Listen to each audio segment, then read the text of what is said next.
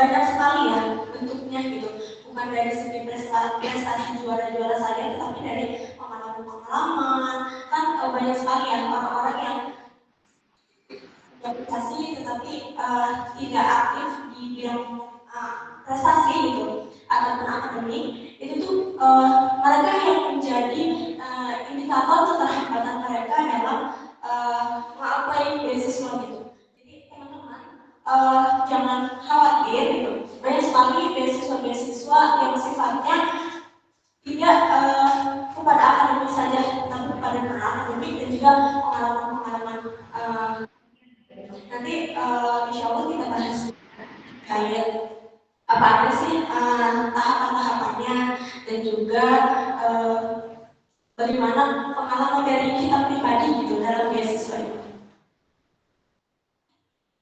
Oke, mungkin itu jurusannya benar, tapi di alhamdulillah kita itu emang menerima dari mana beasiswa Indonesia, yang mana secara singkatnya tadi sudah dijelaskannya sama Dina. Itu tuh beasiswa kolaborasi sebenarnya yang dari Bajnas dengan semua lembaga amin zakat yang ada di Indonesia. Dan perlu teman-teman ketahui bahwasanya dari Bajnas itu yang untuk apa ya, untuk beasiswa yang benar-benar full gitu ditanggung dari UKT semester 1 sampai dengan full itu baru ada di tahun angkatan kita ya. Nah, jadi kalau misalkan teman-teman mungkin baru dengar gitu beasiswa Jakarta Indonesia karena memang baru tahun kemarin gitu kondisinya. Nah, jadi benar kata Kandi bahwasanya beasiswa ini selain diperuntukkan untuk bagi duafa, tapi itu juga bagi orang-orang yang berprestasi, entah itu berprestasi mau di akademik ataupun non akademik gitu. Tapi kalau menurut aku juga ini beasiswa ini tuh diperuntukkan bagi mahasiswa juga yang memiliki minat juga, teman-teman yang memiliki minat dan juga semangat untuk mau belajar dan kuliah gitu. Karena ketika aku kemarin lihat-lihat di pendaftaran di bagian seleksi-seleksi itu, ternyata indikator yang paling utama itu bukan hanya di prestasinya saja, tapi bagaimana cara kita mengisi nanti aku sudah sedikit nanti akan ada esai ya, bagaimana cara kita mengertikan mempresentasikan diri kita melalui tulisan tersebut. Kemudian nanti di tahap selanjutnya kita akan diharuskan untuk menceritakan bagaimana diri kita dalam proses belajarnya dan lain sebagainya. Jadi menurut aku jika teman-teman emang mau gitu nanti melanjutkan kuliah namun ya terkendala atau terhambat sama ekonomi keluarga gitu kan, itu sangat masih memungkinkan teman-teman untuk bisa mendapatkan beasiswa gitu. Jadi jangan pesimis dulu gitu, semuanya bisa diusahakan sama kita mau berusaha. Iya betul. Tapi berarti itu ada kategori-kategori untuk beasiswanya ya? Iya ada. Kalau kalian sendiri kalau boleh tahu nih ngambil di kategori apa itu? Untuk apa yang lebih tahu juga mungkin ya kata teman-teman. Kalau ini tadinya disebutin baru ada gitu ya. Nah berarti selain itu udah ada berapa orang nih yang ikut di yang mendapatkan beasiswa Zakat Indonesia. Kalau untuk yang mendapatkan beasiswa Jakarta Indonesia itu, kalau misalkan khusus di UIN ya kan, itu jumlah totalnya itu ada 17 orang. Tapi kan ini naungannya tidak hanya di UIN saja, tapi lingkupnya juga PTN yang ada di Indonesia gitu. Itu juga yang bermitra sama Bajnas. Nah jadi tidak hanya PTKIN ya atau perguruan tinggi yang khusus negeri gitu yang ada di Islamnya, tapi juga top 10 PTN kayak UI, Unhas, UGM itu juga ada teman-teman. Nah makanya ketika seleksi itu benar-benar apa ya, lumayan ketat juga sih tekniknya. Makanya kemarin kalau nggak salah beasiswa ini itu pendaftarannya itu sampai 1.200-an dan sampai kepada tahap yang lolos itu dari keseluruhan yang ada di Indonesia itu 153 yang menjadi awardee. Iya, berarti emang yang namanya juga beasiswa ya teman-teman, siapa sih yang gak akan pas ikut meskipun gitu ya bersama orang lain pasti juga kita kan ketika kita akan memperjuangkan sesuatu, apakah kita mau terus berproses ya untuk kita bisa mendapatkan hasil yang terbaik itu, atau berhenti di tengah jalan gitu ya ketika kita tidak kuat. Nah tadi ya teman-teman gak usah khawatir juga, misalnya aku nggak mau misalnya bukan duit pilihan aku, it's okay ya, nggak apa-apa. Kalian bisa berkuliah sesuai yang kalian mau gitu ya, di universitas yang kalian mau. Tapi ya itu masih ada gitu ya di beasiswa zakat Indonesia ini dengan kolaborasi dari universitas-universitas lain. Nah, mungkin sekarang boleh deh masuk ke bagaimana sih tahapan dari atau misalnya administrasi dari segi administrasi itu apa aja sih yang harus disiapkan oleh mahasiswa. Berarti ini tujuannya itu hanya untuk mahasiswa. Isu jawabnya deh. Dan di tahapannya kita secara keseluruhan itu ada 3 tahapan, di mana ada tahap seleksi administrasi, ya, sama wawancara begitu. Tapi untuk dari segi administrasi itu tuh jadi buka laman Kemenang, di mana di situ tuh ada beberapa kayak seperti yang kita tahu ya, ada PDP, ada PIB, bahkan untuk beasiswa itu masih baru-baru kan ada gerakan. Dimana di situ tuh ada administrasi mulai dari keluarga, terus organisasi, prestasi, bahasa. Tapi dari segi komponen yang paling mendukung di administrasi itu kita bikin esai. Dimana esai itu esai perubahan, bukan esai personal. Jadi apa sih yang bakal kita sembuhkan gitu, atau kita janjikan dari diri kita nih berkomitmen di beasiswa ini. Contoh esai aku itu pemanfaatan limbah kulit silikon dan tanda gosong kelapa sawit guna sebagai bioabsorpsi menghadapi remediasi lahan tercemar logam berat, lahan pertanian tercemar logam berat pertambangan. Aku ngambilnya kalau kalian bikin esai jangan terlalu dari lingkungan kalian sendiri gitu, supaya kalian nanti memakamkannya itu jelas gitu, karena ada di lingkungan sendiri. Waktu itu karena lingkunganku itu ada tambang pasir pulsa itu yang dipakai buat di rumah ya, itu tuh emang beberapa pertanian seperti pertanian padi kayak singkong, kelapa sawit itu tuh tercemar gitu.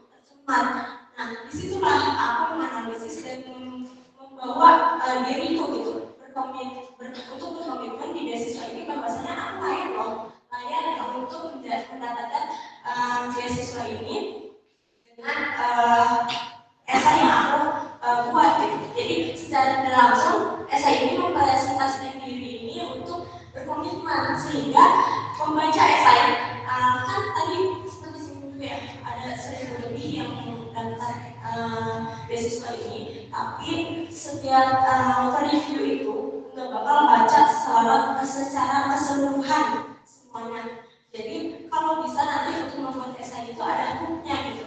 Hook itu kata tarik gitu, kata penarik nanti untuk membaca itu melanjutkan untuk membaca ke akhir gitu. Jadi kalau bisa nanti di esai kalian, bukan di beasiswa aja, tapi di beberapa esai juga ya, itu cantumkan hook, baik dari motivasi atau quotes lah kayak gitu. Jadi pembaca tuh kayak tertarik gitu sama esai ini kayak gitu. Terus ada tes skolastik, di situ tuh ada beberapa kayak soal-soal yang nanti disediakan dari penyelenggaranya, panitianya, itu tuh isinya dari pengetahuan umum, terus keagamaan, dan bahasa sih. Terus habis itu ada wawancara. Nah, di wawancara ini karena kan aku sebenarnya pernah apply beasiswa itu bukan beasiswa ini gitu ya, bukan beasiswa ini aja, tapi beasiswa sebelumnya. Jadi beasiswa ini tuh jadi pertama kali wawancara aku, karena kan setiap beasiswa itu tahapan tersendiri dan ada di tahap wawancara itu cukup lumayan susah gitu. Kalau dari aku tips untuk wawancara ini, kalian bawa fakta tentang diri kalian, tetapi dikemas dengan bahasa yang lebih sopan, lebih kayak menjanjikan bahwasanya kepada wawancara tuh kita tuh layak loh. Jadi sebenarnya kalau di wawancara ini nggak ditanya kamu nilainya berapa, kamu posisinya apa aja, tapi lebih dilihat pada pengalaman kamu. Kalau bisa nanti pas wawancara itu tuh kita serahkan ke esai yang kita bakal yang kita tulis gitu. Karena setiap wawancara itu akan aku juga tanya ya ke orang yang lainnya, itu lebih ke pengalaman. Bahkan esai itu nggak terlalu dibahas gitu. Tapi kalau aku sendiri itu tuh melainkan dengan pengalamanku dan juga gitu. Sehingga nanti wawancara ini yakin banget gitu pada kita. Dan juga ada satu kejadian yang kayak lucu banget gitu, karena kan itu wawancara pertama aku ya, sebagai orang yang pertama kali wawancara, gimana sih kayak kita scroll kan, cari gimana cara jawab pertanyaan ini gitu. Tapi pada waktu itu tuh aku belajar seminggu dari wawancara itu, dan hampir beberapa jam aku tuh di tes dulu gitu, tes sama orang yang lebih paham lah. Terus dianalisis bahwasannya jawabanku itu terlalu bahkan bahasanya terlalu tinggi.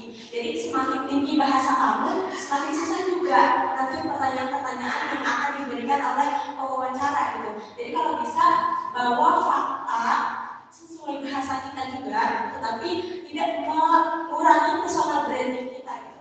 Bahwasanya kita ini layak loh dengan bahasa dan juga fakta yang jelas gitu. Sehingga nanti ketika kan itu wawancaranya bukan satu bahkan ada tiga wawancara, dan mereka tuh melontarkan pertanyaan-pertanyaan yang kadang setiap pertanyaan langsung kayak uji mental banget kayak gimana nih cara jawabnya gitu. Jadi kalau bisa tenang, santai, bawa fakta kalian, tapi nanti dari tahap itu tinggal kalian berserah diri pada Allah, tawakal, intinya berbanyak doa. Aku juga ada beberapa yang menurutku itu bagus saja gitu ya, bahwasanya setiap ketemu orang itu aku suka ngomong doain ya, tapi kalau kayak doain ya aku denger ini enggak kayak terlalu berlebihan ya sih, itu match kalau seperti itu. Tapi kalau ketemu kan kayaknya kayak tetangga gitu, kayak doain bu, doain apa, doain aja gitu. Jadi secara tidak langsung ketika orang mengiyakan itu tuh sudah mendoakan kita gitu. Jadi kita tidak tahu di mana dan doa siapa yang diijabah, tapi kita tuh hanya bisa berusaha gitu, ikhtiar. Itu dari saya. Kalau misalnya dari Kak Adit gimana sih? Mungkin dari ini ya, tadi udah di segala tentang wawancara. Mau ini lebih tahu esai versi Kak Adit gimana? Mungkin kan sekarang udah teknologi makin canggih ya, kita bisa lihat juga gitu ya referensi membuat esai seperti apa. Nah pada saat itu Kak Adit menemukan referensi esai itu dari mana, dan sehingga itu kayak hasilnya mau deh. Izin menjawab ya kan. Jujur dulu tuh karena aku memang benar-benar langsung dari lulus ini ya sekolah dulu tuh, jadi benar-benar pas ada kayak persyaratan saya itu aku benar-benar baru dengar juga gitu. Nah tapi karena emang aku ada dorongan dan juga keinginan bahwa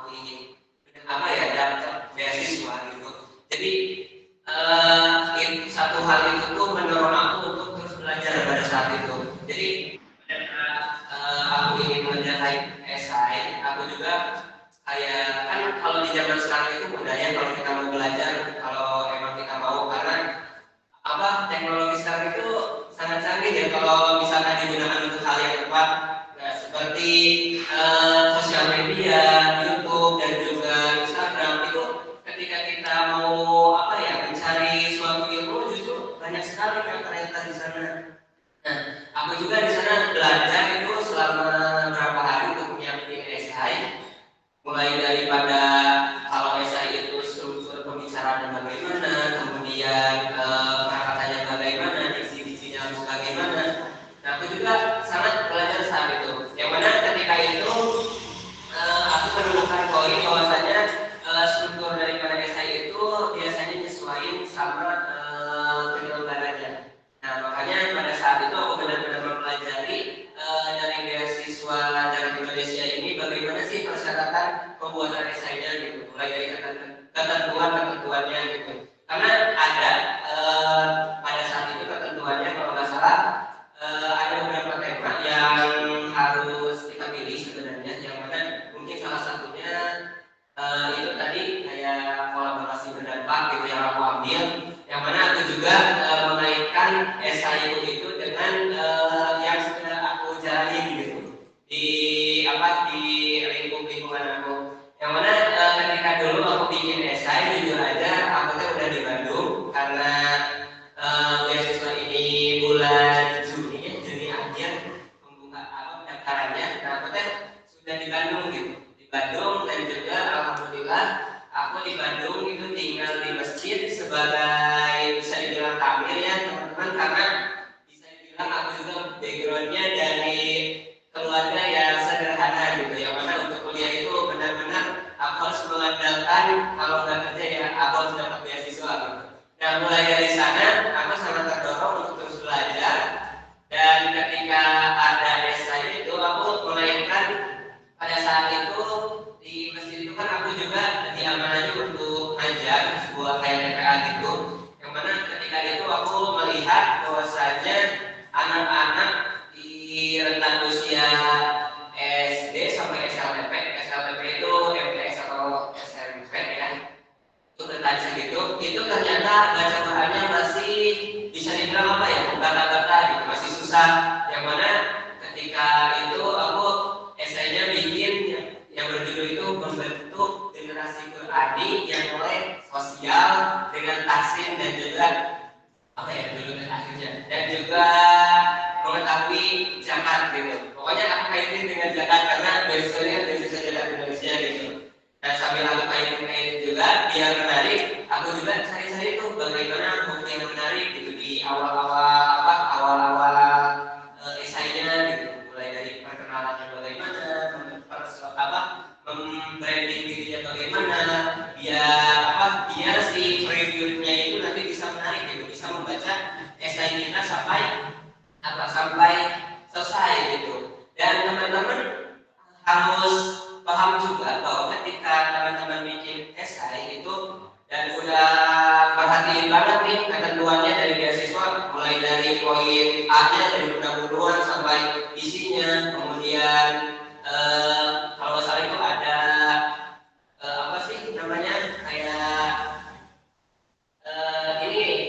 pengaplikasiannya lah istilah sederhananya. Jadi bagaimana target-target yang akan disampaikan gitu. Nah, dari sana tuh aku mulai bikin esai itu mulai dari awal, dari perkenalan sampai bagaimana harapan aku setahun, progres dalam 1 tahun, progres dalam 2 tahun, dan juga progres sampai 3 tahun gitu. Nah, tapi kan kalau misalnya kita menggunakan bahasa kita sendiri, apalagi aku kan udah ada basic gitu ya bikin esai, jadi kayak masih acak-acakan lah gitu. Nah, pada saat itu alhamdulillah aku gak terlalu istilahnya praktek juga ya. Jadi aku juga memanfaatkan yang namanya itu teknologi AI teman-teman. Nah, sebenarnya AI di sini itu kadang bisa negatif kalau misalkan kita menggunakannya untuk langsung menanyakan jawabannya. Tetapi kalau kita menggunakan AI itu untuk menjadi partner kita untuk untuk kayak mengoreksi, untuk merapikan, itu bisa teman-teman ternyata. Kayak misalkan aku udah beres bikin esai, kemudian kita cantumkan prompt ke AI-nya itu kayak analisis kembali misalkan esai yang telah aku buat dengan struktur, paparin strukturnya bagaimana yang seharusnya ada di ketentuan beasiswanya. Nah, kemudian gambarin, tuliskan kekurangannya apa, kemudian apakah diksi yang paling baik itu bagaimana. Nah, seperti itu teman-teman. Nah, pada saat itu makanya cepat kepalanya gitu. Teman-teman bisa langsung perhatiin mana nih yang cocok, mana nih yang salah gitu. Apakah bisa diubah atau enggak. Jadi intinya teman-teman, kalau misalkan di zaman sekarang teman-teman misalkan nggak tahu apa-apa gitu, esai hanya baru dengar gitu, belum pernah belajar, itu teman-teman jangan langsung start, aku nggak bisa gitu. Berarti ada daftar beasiswa ini, ada esainya nggak mau gitu, nggak bisa. Jangan teman-teman, karena di zaman kita itu sangat mudah untuk belajar selama kita mau berusaha gitu. Selama kita ada keinginan, pasti Allah akan memberikan jalan. Apalagi kan sekarang gitu kan, zamannya itu sangat modern gitu, teman-teman gampang belajar selama teman-teman mau gitu. Gitu deh. Mungkin itu menjadi salah satu pengetahuan juga ya bagi kita gitu. Dan benar ya tadi dengan teknologi yang sekali ini bukannya kita jadi dibodohi oleh teknologi, tapi kita harus belajar dari teknologi. Gitu. Kan kadang ya kita misalnya sebagai manusia kayak kalau lagi capek dan kemudian ke RA ini langsung kita langsung copy aja jawabannya biasanya gitu. Nah sebenarnya aku nanya dulu nih teman-teman, apakah teman-teman ini udah pernah melakukan daftar gitu ke beasiswa? Apakah ada mungkin yang santri pernah coba dulu? Ini yang alumni kira-kira pernah nyoba beasiswa? Ada gambaran gitu. Nah, terus ini tadi dan di beasiswa Zakat sendiri itu kalian dapat cover biayanya itu berapa lama sih? Terus juga tanggung jawab apa gitu yang kalian dapatkan ketika kalian itu udah menjadi award beasiswa kalian ini. Oke, terima kasih Ibu jawab ya Teh. Untuk benefit mungkin ya, benefit terlebih dahulu, benefit yang kita dapatkan di beasiswa Zakat ini, alhamdulillah beasiswa ini mengcover seluruhan UKT kita mulai dari semester 1 sampai dengan goal gitu. Jadi yang pertama itu, dan tidak ada batas minimalnya ya, misalkan teman-teman termasuk golongan berapa, jadi UKT-nya itu benar-benar di cover semuanya. Nah kemudian yang kedua, kita tidak hanya di cover UKT-nya saja, tapi kita juga mendapatkan tunjangan hidup atau istilahnya di beasiswa itu living cost yang uang saku bisa. Nah uang saku di beasiswa Zakat Indonesia kami itu per bulannya kita dikasih 1.500.000 rupiah itu per bulannya. Kemudian kami juga difasilitasi untuk laptop juga dari sebesar 6 juta rupiah.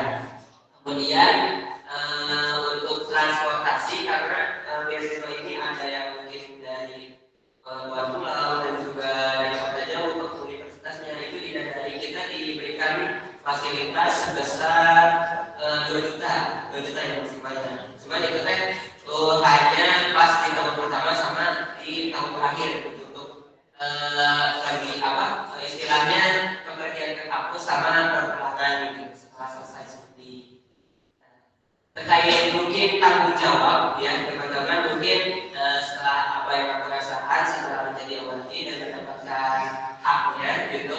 Jadi tanggung jawab kita itu mungkin yang pertama tentunya kita diwajibkan untuk ada pelaporan setiap bulannya secara rutin, yang mana di pelaporan tersebut itu kita harus mengisi yang kayak tentunya kayak capaian kita selama 1 bulan ke belakang, apa saja kayak organisasi yang kita ikuti, keaktifan apa saja. Kemudian kita disuruh juga kayak tentuin misalkan target 1 bulan ke depannya mau gimana, target jangka panjangnya mau gimana. Kemudian tidak hanya itu lagi, ada untuk gambaran teman-teman gitu.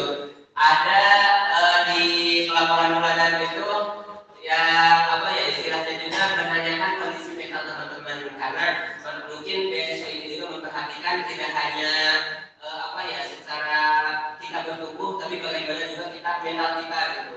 Mulai dari apakah kita di kampusnya ada bullying ataupun kita ada tekanan dengan dosen dan lain sebagainya, itu ada dicantumkan dalam laporan bulanannya.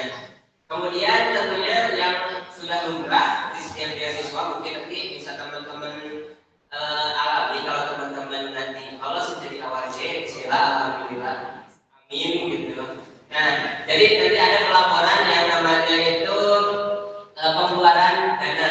Nah, jadi pengeluaran selama 1 bulan terakhir itu benar-benar kita disuruh ditulisin gitu, di manage mulai dari makannya berapa, pengeluaran itu apa, itu benar-benar kita harus dilaporkan gitu. Mungkin itu dari yang ada tambahan dari mungkin dari tambahan dari aku itu tuh sebelum kita mendapatkan beasiswa ini kita ada tanda tangan kontrak perjanjian dari tiga dari kita, dari pihak Kemenang dan juga dari pihak Dewan Penyantun. Jadi saya dengan Tum Adi ini beda dengan penyantun gitu. Jadi setiap kebijakan nantinya itu dikembalikan lagi kepada Dewan Penyantun sebenarnya. Tapi kalau dari saya, laporannya itu setiap bulan ada dua, ada skill up sama ada coaching. Gitu. Dimana di situ tuh di skill up ini ada pematerian yang menambah insight kita gitu terkait akhlak atau ilmu juga gitu. Nanti di coaching ini ditanyakanlah bagaimana keseharian kita, bagaimana perkembangan kita. Jadi setiap dewan penyantun itu mempunyai kebijakannya masing-masing. Dan dalam isi perjanjian itu banyak sekali pasal-pasalnya. Bahwasanya dari pelanggaran hak dan juga kita tuh komitmen bahwasanya perkuliahan ini paling lambat beres atau selesai idealnya itu 4 tahun. Jadi UKT yang di cover itu hanya dari UKT semester 1 sampai semester 8. Adapun nanti perjanjian yang misal itu melanggar gitu, itu tuh ada sanksinya tersendiri dan dikembalikan lagi kepada Dewan Penyantun. Oke, benar banget ya. Kita tuh sering ini ya sih, teman-teman sering lihat fenomena orang yang udah dapat beasiswa tapi tidak menggunakan beasiswanya dengan baik. Ya, kayak misalnya uangnya itu malah dipakai yang tidak seharusnya, ya kayak beli keinginan diri, malah dia bukan kebutuhan diri gitu ya. Nah itu kan kadang miris gitu ya. Nah mungkin kalau tadi sudah ada kontrak gitu ya, udah kayak itu kan udah terpantau gitu ya, insya Allah mungkin kalau misalnya ada pelanggaran juga dapat langsung kena sanksi. Kalau ini mungkin terakhir gitu ya. Kalau dari IPK sendiri, apakah harus ada pertahanan di IPK harus segini kayak biar tetap lanjut gitu? Karena kan salah satu ada beberapa beasiswa yang mengharuskan setiap semesternya itu gak boleh turun gitu ya, karena harus misalnya ya 3,9 gitu ya, karena harus stuck di situ gitu. Gimana?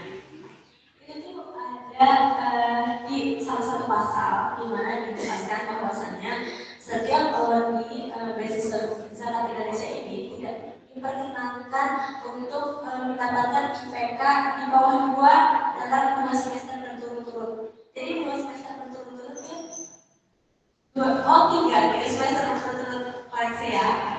3 semester berturut-turut tuh kalau dari Dewan Penyantun aku itu tuh misalkan semester 1 itu IPK-nya 2,9 gitu.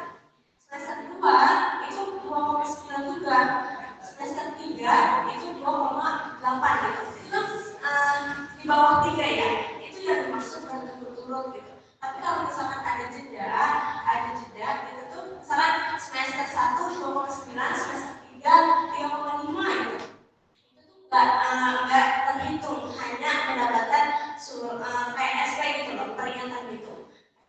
Tapi sebenarnya dari Dewan Penyantun itu pun itu tuh ditanyakan lagi, kenapa sih kamu mendapatkan IPK seperti itu, atau ada kendala, ada kan kita nggak tahu umur kedepannya seperti apa gitu, ada sakit ataupun ada permasalahan lainnya lah yang sangkut yang berhubungan dengan IPK ini gitu. Jadi dari Dewan Penyantun dan pihak beasiswa pun itu memberikan keringanan dalam 3 kali berturut-turut itu.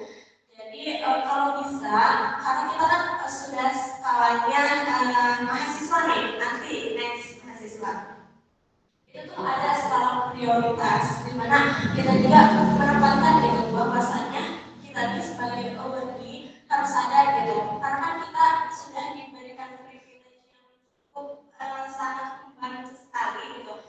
Di mana dari segi gaya hidup, perilaku, terus bidang akademik itu tuh harus kita pikirkan gitu ke depannya, karena secara tidak langsung ini tuh menjadi resiko tersendiri gitu. Karena beasiswa kita tolong gitu, dan kita juga harus membuktikan dari komitmen kita dan beasiswa.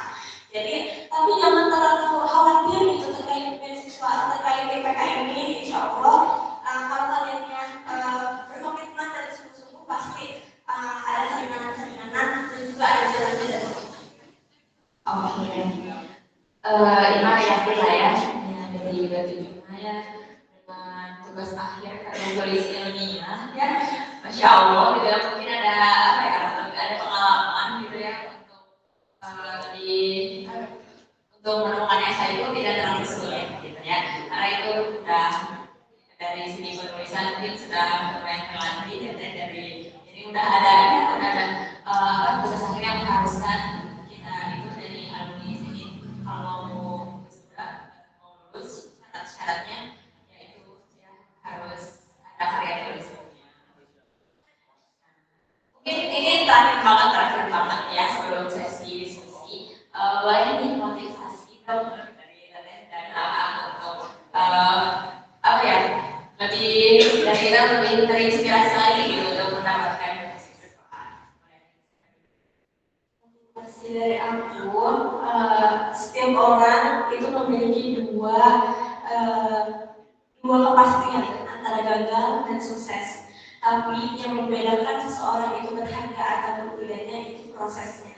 Maka jangan terlalu takut dengan kegagalan, karena sejatinya dengan gagal itu yang takut untuk mencoba.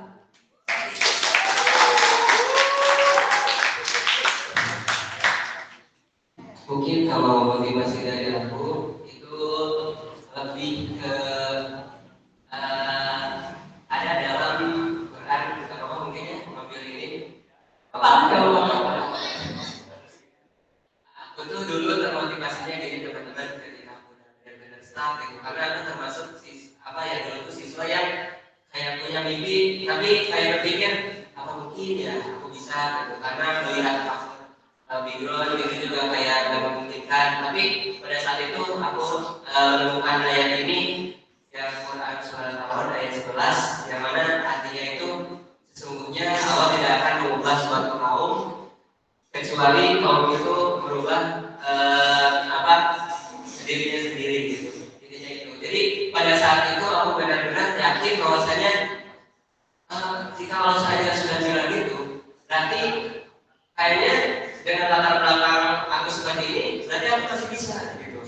Jadi yang bisa aku sampaikan ke teman-teman, ketika teman-teman sudah berada di fase titik kayaknya nggak mungkin deh, tapi percaya teman-teman bahwasannya jika teman-teman mau gitu dan juga berusaha, tentu Allah akan membuka jawaban, memberikan jalannya gitu.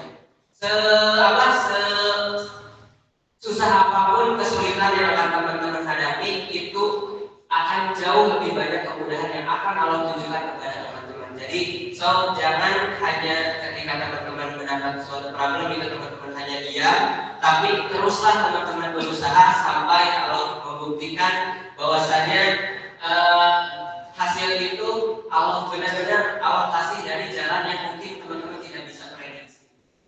Oke, mantap. Bukan itu tapi termotivasi lagi. Kalau dari aku, ketika kalian punya privilege, gunakan privilege itu sebaik mungkin. Gak ada, kita gak pernah tahu orang-orang yang gak punya privilege itu berjuang apa. Bisa jadi kalian itu kalau ya makanya harus memanfaatkan privilege yang kita punya itu dengan baik gitu. Jangan malah kita punya ekonomi yang cukup untuk kita kuliah, tapi kita malah nyanyiin itu gitu. Sedangkan orang-orang banyak yang butuh itu, banyak yang berjuang untuk itu gitu.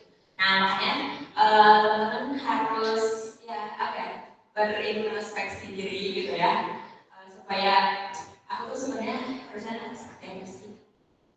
Nah, terima kasih ya kepada materi yang sungguh luar biasa. Mungkin sekarang kita masuk ke sesi diskusi ya. Barangkali dari teman-teman masih penasaran nih terkait beasiswa tersendiri itu seperti apa, boleh ditanyakan sebelum nanti menyesal gitu ya. Karena aku gak nanyain, nanti aku gak tahu gitu. Nah, boleh ditanyakan ketika yang punya tanya.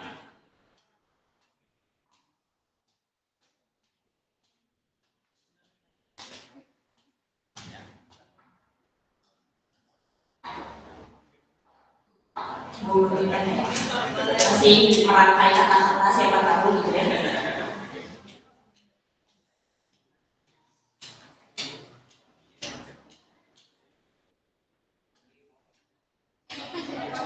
Oke, kita ada lagi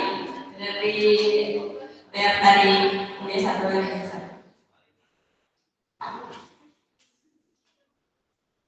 Sambil ini aja ya,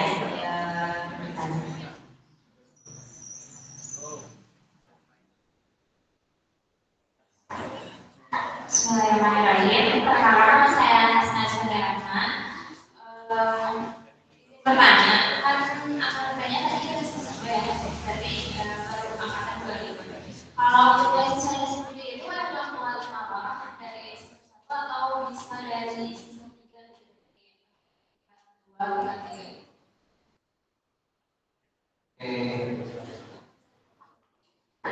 Ada lagi yang bertanya, kamu udah puas sih? Nanti kalau udah puas juga akan yang ya. Udah, cukup. Jadi sebelum dijawab.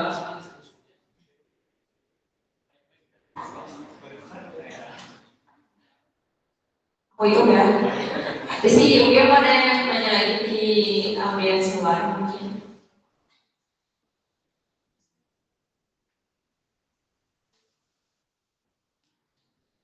Boleh mungkin langsung menjawab aja.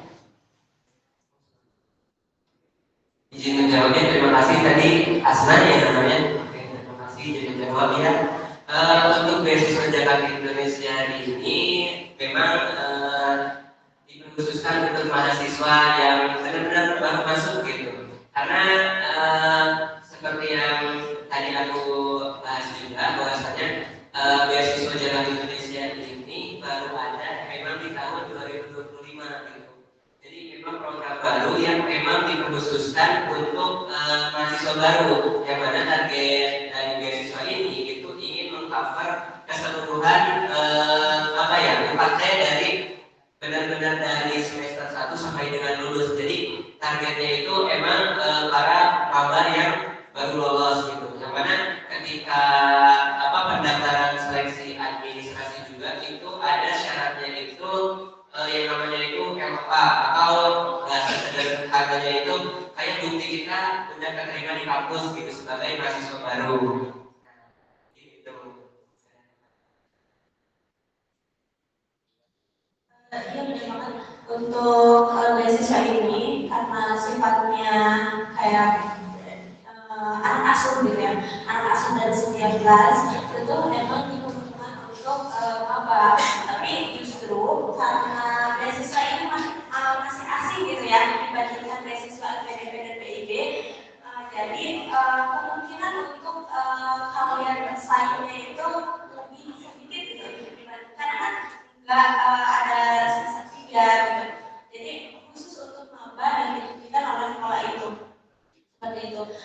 Karena sifatnya untuk pendataan lebih baik ada juga nanti komitmennya lebih terstruktur gitu. Jadi beasiswa ini tuh memang ikut program. Itu jadi ini ya, jadi insight baru gitu. Maksudnya kalian nih sebagai tiga pandemi mungkin ya yang atau gap year sebelumnya itu jadi peluang waktu nih ketika kalian mau baru mau kuliah bisa nih kalian kepoin ya beasiswa zaman. Mungkin ada infonya harus lihat di mana sih, web atau Instagram. Kalau untuk beasiswa zakat sendiri itu ada Instagramnya beasiswa zakat Indonesia. Tapi kalau untuk web-web beasiswa yang lainnya itu tuh bisa kalian akses luar kampus. Luar kampus itu bagus banget gitu karena ada timeline-nya di mana di sekitar bulan ini beasiswa ini buka gitu. Dan bukan beasiswa dalam negeri aja gitu. Ada beasiswa luar negeri juga. Jadi persiapan kalian untuk beasiswa itu lebih matang gitu nanti. Karena beasiswa ini bisa nanti dimantau dari Instagramnya beasiswa zakat Indonesia. Kalau nggak dalam Kemenang dan juga Basnas. Teman-teman kuliah yang ide menggunakan ide bisa dikepoin nih tentang beasiswa. Cukup atau misalnya ada yang habis ada yang nanya, kamunya Ali tadi Ali gerak. Boleh, boleh.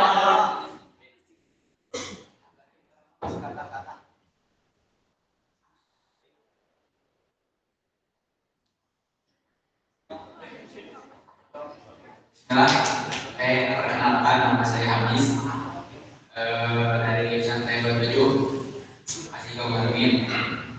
Sebenarnya ada dua pertanyaan. Pertama, bagaimana sih persiapan Adit sama Nia untuk mendapatkan beasiswa itu? Terus yang kedua, berapa lama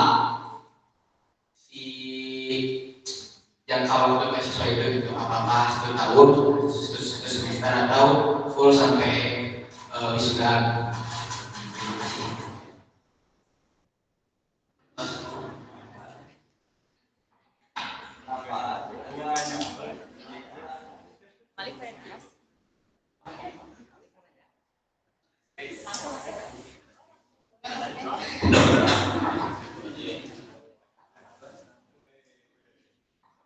Bismillahirrahmanirrahim. Sebelumnya perkenalkan nama saya Alif Fauzi. Kebetulan saya juga sama ya di UIN semester 2. Yang menjadi pertanyaan itu adalah apakah ada rekomendasi beasiswa selain beasiswa zakat ini gitu? Karena kan ada nanti di semester 4 kalau nggak salah. Semester 4 ke atas itu kebanyakan rekomendasi beasiswa itu di semester 4 kayak Jarum, terus apa nih, kalau nggak salah, dan selainnya itu. Kalau untuk semester 3 sampai semester ke atas ada rekomendasi yang menurut AKPP syaratnya itu nggak begitu sulit gitu. Kayak kan biasanya syaratnya itu ada kayak IL atau SP gitu. Yang gitu ya. Nah, biasanya kalau ada syarat kayak gitu tuh jadi bawaannya tuh iya skip gitu. Kayak gitu.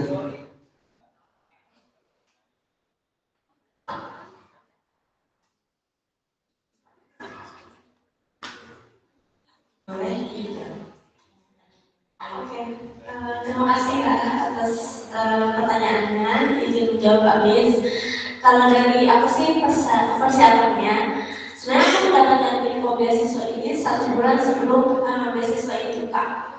Tapi banyak sekali karena ini long story short ya, karena aku tuh udah beberapa kali apply beasiswa, terus gagal terus. Jadi ada rasa pesimis gitu, pesimis dari diriku sendiri.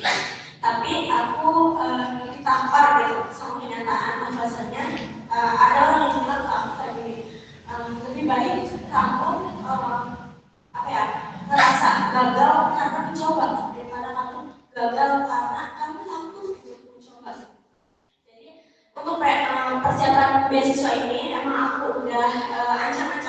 dari 1 bulan sebelum beasiswa itu buka. Tapi bahkan aku ada 3 judul esai yang gagal gitu. Karena setiap beres bikin esai itu tuh aku kasih ke orang yang paham gitu untuk mereview esai ini tuh kurang atau enggak. Tadi kan kalau Adit itu lebih ke AI ya.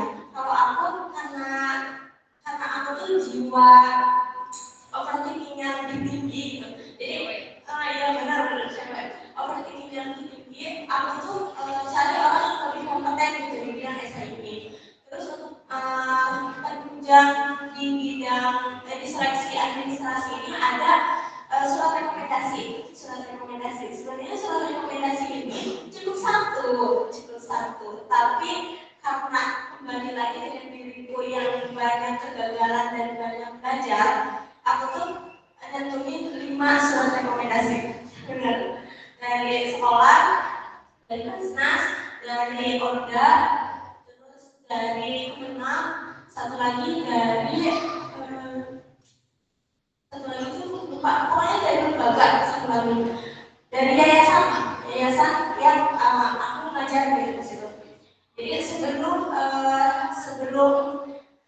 mendaftarkan beasiswa ini, aku kayak mencari-cari gitu, bahwasanya apa aja sih, karena kan biasanya beasiswa itu buka ada apa openingnya gitu, openingnya kan. Ada openingnya dulu. Jadi banyak persyaratan yang kita tuh bisa persiapkan jauh-jauh sebelumnya gitu. Kayak esai nggak apa-apa gagal, kita coba lagi. Justru komentar orang yang lebih kompeten itu tuh jangan mematikan semangat kita gitu. Jadi ingat proses kita untuk mencapai tujuan itu sejauh apa gitu. Paling dari berkas-berkas itu bisa dilihat ya, tapi dari segi mental untuk mendapatkan beasiswa itu juga harus dipersiapkan. Biasanya karena kegagalan yang pernah aku alami itu cukup berdampak gitu, karena aku yang udah mulai menyerah. Jadi kalau sekarang kamu mulai membuka web, banyak kan di Instagram, di TikTok, terus tanya-tanya nih alumni itu menjadi persiapan awal kamu. Terus untuk jangka beasiswa ini full, kita dari awal sampai akhir.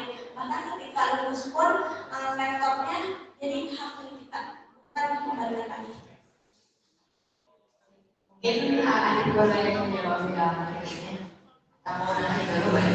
Kita aku izin banyak terlebih dahulu ya. Kemudian pas persiapan, yang mana aku juga sebenarnya kalau sebelum beasiswa Jalan Indonesia sendiri, aku belum ada pernah coba apply beasiswa lain, karena pada saat itu yang aku ketahui beasiswa yang, karena aku itu mencari beasiswanya itu benar-benar yang sampai lulus gitu, nggak sampai full. Karena kalau misalkan hanya setengah atau misalkan hanya 1 semester, kayaknya aku untuk nyari setelah itunya masih berpikir lagi gitu, masih bingung gitu.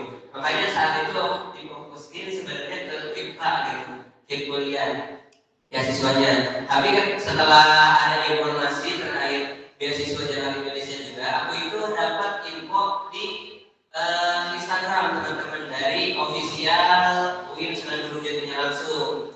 Nah, jadi pada saat itu benar-benar ketika aku dapat info itu, sebenarnya itu hamin berapa ya, hamin seminggu, yang mana dari situ karena sebenarnya berkas-berkas itu udah aku siapkan dari jauh-jauh hari untuk IPA, dan juga itu sebenarnya tidak terlalu beda jauh ya. Tapi untuk sisanya sebenarnya masih ada hal-hal yang belum semuanya ada gitu di berkas-berkas. Dan untuk prosesnya bisa dibilang aku juga sangat bisa disebut maksimal sih, karena pada saat itu aku benar-benar memutuskan langsung kembali gitu ke daerah aku, karena aku tuh asalnya dari Pangandaran, mungkin teman-teman tahu gitu ya, yang Bali kedua di Indonesia. Nah itu, nah jadi aku tuh benar-benar balik dulu ke rumah gitu, nyiapin semua berkas-berkas yang ada gitu. Kemudian dari segi persiapan seperti esai tadi dan juga surat rekomendasi, sebenarnya aku tuh kalau rekomendasi benar-benar saat itu hanya berpegang kepada sekolah aku gitu, ke kepala kepala sekolah dan juga kelas esai yang sudah tadi aku sebutin gitu. Tapi pada intinya ketika saat itu aku benar-benar maksimal gitu. Jadi meskipun kalau misalnya teman-teman ingin daftar beasiswa, sebenarnya nggak seberapa lama proses teman-teman belajar tentang itu, tapi ketika kalian mau gitu untuk mendaftar suatu beasiswa, kalian jangan setengah-setengah gitu, langsung aja all in di sana langsung diskusin. Kalau benar-benar beasiswanya itu udah valid dan juga hasil kalian temukannya di website yang memang sudah terpercaya. Terjawab. Boleh lanjut ke pertanyaan kedua ya tadi sebenarnya Malik namanya. Oke, izin menjawabnya itu balik ya. Kita ternyata satu fakultas. Oh iya. Tapi satu semester lah, seangkatan berarti ya kita. Oke. Untuk terkait beasiswa yang bukan untuk maba berarti ya pertanyaannya. Jadi sebenarnya kemarin kalau rekomendasi dari aku mungkin sebenarnya aku juga sekarang udah mulai nggak terlalu nge-search lagi beasiswa yang di angka semester 1 dan 2. Tapi kalau terakhir yang aku dapat informasi itu rata-rata beasiswa yang mulai bukan dari semester 1 itu biasanya mulainya di semester 4. Jadi jarang sekali ada beasiswa yang semester 2 ataupun 3, khususnya kalau di UIN gitu kan. Nah, mungkin kalau untuk rekomendasi seperti yang udah tadi Ais sebutkan, sebenarnya ada beasiswa Jarum semester 4 itu, kemudian ada beasiswa di Bupati Bandung, anggota yang dapat infonya itu. Cuman mungkin untuk secara spesifik yang lebih mudah dan persyaratannya itu mungkin itu kembali lagi. Biasanya yang lebih mudah itu biasanya kalau misalkan benar-benar targetnya itu yang benar-benar membutuhkan gitu. Dan kalau misalkan latar belakang dari yang membutuhkan sebenarnya itu biasanya tidak terlalu sulit gitu. Karena kalau misalkan seperti yang disebutkan kayak persyaratan harus ada sertifikat IELTS yang kayak itu kan. Jadi PBIB itu harus benar-benar menyertakan itu gitu. Mungkin begitu dari aku.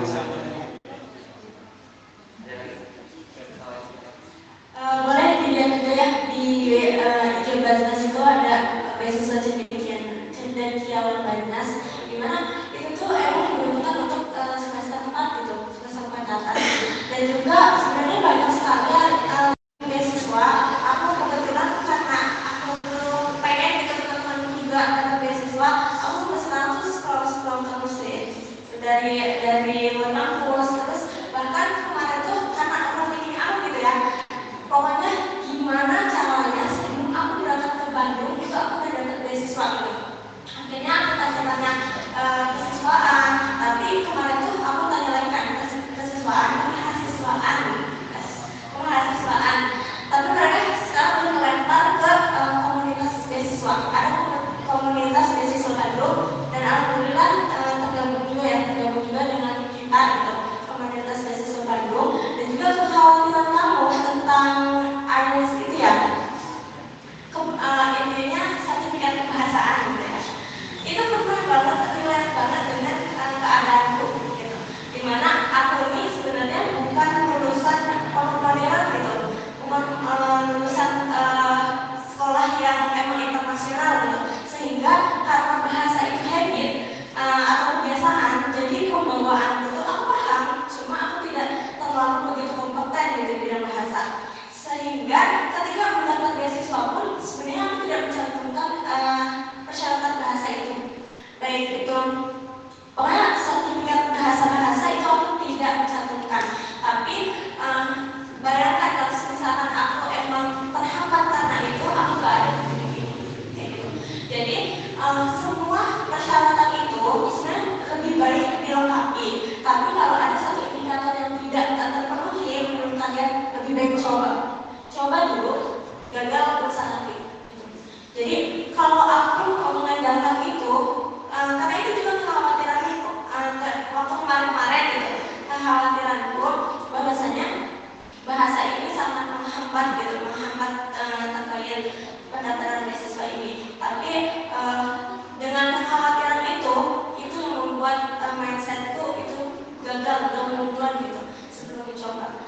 Jadi kalau bisa daftar aja dulu, adapun nanti gagal ataupun berhasilnya urusan Allah. Oke, mungkin sebenarnya terjawab semuanya. Terus emang kalau algoritma media sosial tuh suka ngikutin apa yang kita lihat gitu ya. Kalau kita misalnya melihat satu info beasiswa biasanya kayak rada bermunculan gitu ya, yang lainnya kayak jadi bisa apa ya, bisa lebih tahu banyak lagi gitu terkait beasiswa. Oke, mungkin itu saja ya teman-teman dari sesi sharing beasiswa zakat